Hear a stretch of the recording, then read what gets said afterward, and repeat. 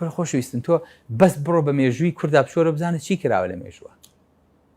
اینجا ئەزانیت ئافرەتی کورد بەس لە ماڵەوە دانەنیشتووە.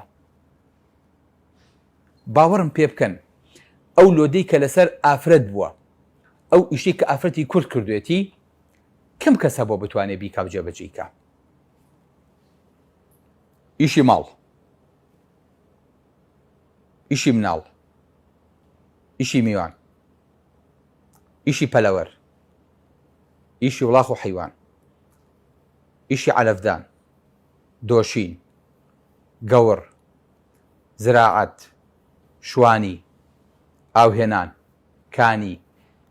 یعنی باوەڕ ناکەم ئێستا بچوو ئەو ئافرەتانەی کە دێن تەمەنیان هەیە بۆیە سەحەتیان ئەو نەخۆشە، بۆ دانیشتنیان زانیوە وەکو پیاو تێکۆشاون، وەکو پیاو ئیشیان کردووە.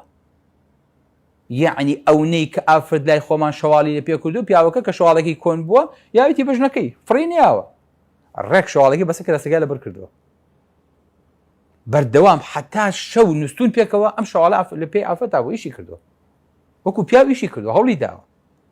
ئێستا ئافرەت وازانم زۆر بە هینێزانێ، زۆر بە فەلسەفەیە زانێ ئیشەکات، کاتی خۆی ئافرەت بۆ ماڵی خۆی ئیشی کردووە، بۆ حاڵی خۆی ئیشی کردووە، ڕگە مێردەکەی ئیشی کردووە، بۆ مناڵی خۆی تێکۆشاوە.